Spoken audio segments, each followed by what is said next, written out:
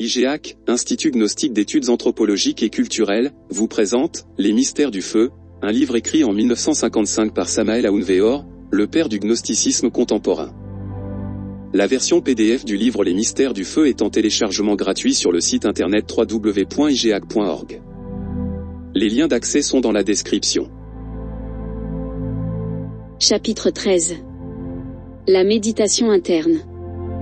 1. La méditation interne est un système scientifique pour recevoir de l'information. 2. Lorsque le sage se plonge dans la méditation interne, ce qu'il cherche, c'est de l'information. 3. La méditation est le pain quotidien du sage. 4. La méditation comporte diverses phases. Aksana, posture du corps. Pratyahara, mental, blanchi. Dharana, concentration interne. Dhyana, méditation interne. Samadhi, extase. 5. Nous devons d'abord placer notre corps dans la position la plus confortable. 6. Avant de commencer la concentration, nous mettrons notre mental en blanc, c'est-à-dire que nous retirerons de notre mental toute espèce de pensée. 7. Après cela, nous gravirons les échelons de Dharana, Dhyana et Samadhi. 8. Celui qui suit le sentier du Jnana Yoga se convertit en un sannyasin de la pensée. 9. D'abord, nous concentrerons notre esprit sur le corps physique, après avoir médité profondément sur ce qu'est ce merveilleux véhicule, nous le rejetterons alors de notre esprit en disant « Je ne suis pas ce corps physique ». 10. Ensuite, nous concentrerons la pensée sur notre corps éthérique, et nous le rejetterons en disant « Je ne suis pas ce corps éthérique ». 11. Méditons maintenant profondément sur les corps astral et mental. 12. Ces deux corps sont les deux colonnes du temple qui s'appuient sur la pierre cubique de Yesod. Cette pierre cubique est le corps éthérique. Le disciple doit passer intérieurement entre ces deux colonnes du temple. 13. Ces deux colonnes sont l'une blanche et l'autre noire, Yakin et Boaz. 14. Sur ces colonnes est gravé en caractères de feu le mot « Inri ». 15. Ce mot de passe nous permettra de passer entre les deux colonnes du temple pour fonctionner dans le monde du brouillard de feu sans véhicule matériel d'aucune espèce. 16. Le disciple méditera profondément sur ces deux colonnes que sont les corps astral et mental. Il s'assoupira profondément. Il vocalisera mentalement le mantra Inri en allongeant le son de chaque lettre et en imitant le son aigu des grillons de la forêt jusqu'à arriver à donner à toutes ces 4 lettres un son aigu, un son uniforme, un son unique, un S allongé. 17. Il faut s'identifier avec ce son sifflant, très aigu, pareil à la note la plus élevée que peut produire une fine flûte. 18. Dans la Rome auguste des Césars, le grillon était un animal sacré et se vendait dans des cages d'or à prix très cher. 19. Si nous pouvions avoir ce petit animal près de nos oreilles, méditant profondément sur le son qu'il émet, alors la note aiguë de ce petit animal éveillerait dans notre cervelet le même son. 20. Alors, nous pourrions nous lever de notre lit, dans notre corps astral, et nous diriger vers l'église gnostique avec pleine conscience. 21. Il s'agit de la voix subtile mentionnée par Apollonius de Tyane. C'est le sifflement doux et paisible qu'Élie a entendu dans la caverne. 22. Lisons quelques versets de la Bible, et il a dit, « Sors, et tiens-toi dans la montagne devant Jéhovah. » Et voici Jéhovah qui passait, et il y avait d'un grand et puissant vent qui fendait les montagnes et brisait les rochers en avant de Jéhovah, mais Jéhovah n'était pas dans le vent. Et après le vent, un tremblement de terre, mais Jéhovah n'était pas dans le tremblement de terre. 23. Et après le tremblement de terre, un feu, mais Jéhovah n'était pas dans le feu. Et après le feu, un sifflement doux et léger.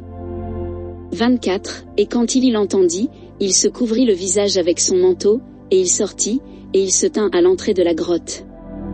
Et voici qu'une voix lui parvint, disant, « Que fais-tu ici, Élie ?» 1 Roi, chapitre 19, versets 11 à 13.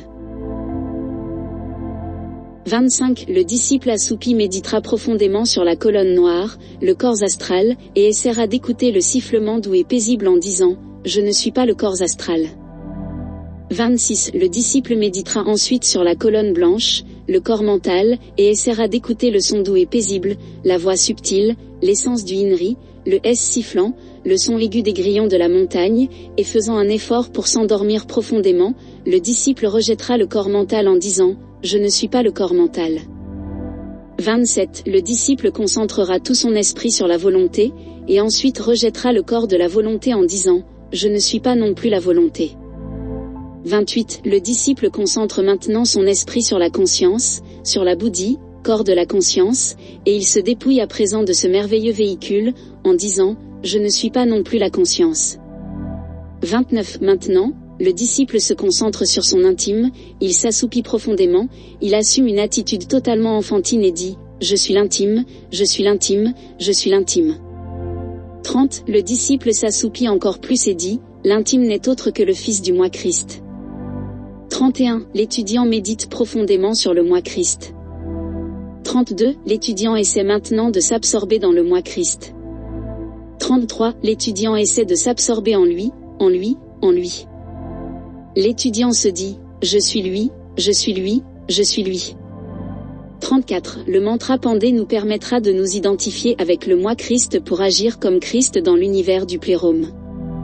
35. L'étudiant s'assoupit profondément.